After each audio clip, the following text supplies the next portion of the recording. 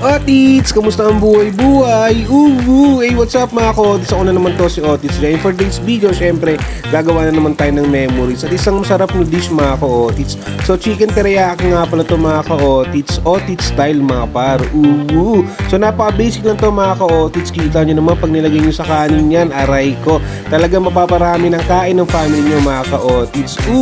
Let's go! So, para sa dish na yan mga ka-Otits, meron nga pala tayong kalahating kilong manok dyan mga par. So, imamarinate lang natin siya sa maraming paminta mga ka-Otits.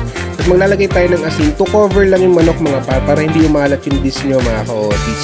Mekos-mekos nyo lang yung mga par kapag well combined na mga ka-Otits, pwede na tayo maglagay ng cornstarch dyan para hindi mag-shrink yung manok natin mga ka-Otits. Tapos isa-set aside natin yan for 15 minutes mga par. Then after nun, sa pan magpainit lang kayo ng mantika. Tapos piprituhin natin itong mga manok mga ka-Otits. Pesto nyo lang dyan mga par. Kapag ganito na yung itsura nyo mga ka-Otits, pwede itong i-set aside mga par. So ganyan, no? Pag ganyan na itsura mga par, set aside na natin yan. So habang piniprito natin yung mga natirang manok mga ka-Otits, gawa na tayo ng sauce mga par. Sa container, ilagay nyo lang yung sibuyas, bawang, inuyang mga par. Tapos maglagay kayo ng tubig, onting toyo to taste kasi mag-a-adjust pa naman tayo may asin, asukal, tapos mekos-mekos nyo yan to make sure na matunaw yung asukal natin mga par. So pag ganyan mga par, goods na yan mga ka-Otits. So ito na nga pala yung manok natin mga par. Ito na siya, medyo marami na siya mga ka-Otits. Since na-prito na natin lahat ng manok mga par, set aside na natin yan. Gumawa na tayo ng sauce mga ka-Otits. So sa same pan, binawasan ko lang yung mantika mga par. Nilagay ko na yung sauce na ginawa natin kanina.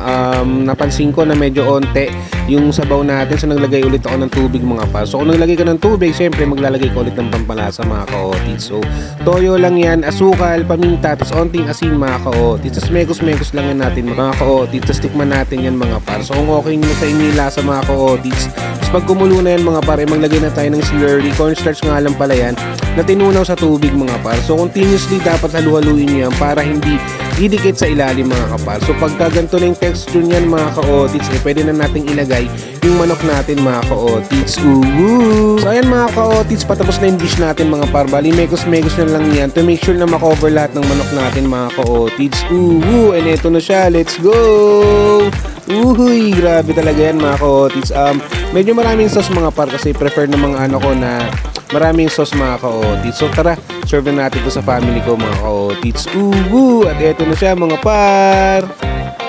Chacha buddy, Pugi. Tinga, paano yung Pugi? Pugi. Lagyan mo natin. Kaya tulali. Perseus, amitin sa'yo. Wait lang ha.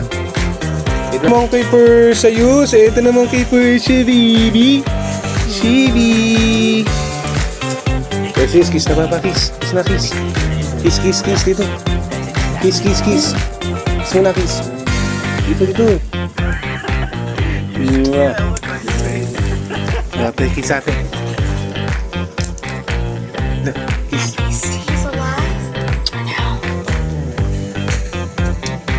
So yun lang mga ka-Otits, mag-office pala kami today. So ayun, try nyo serve sa family nyo. Kita nyo naman napaka-basic lang gawin. At napakasarap ng dish na yun mga par. So chicken teriyaki by Otits Gyros mga par. So ayun, paano? Hanggang dito muna si Otits. Hanggang sa muli. Paalam!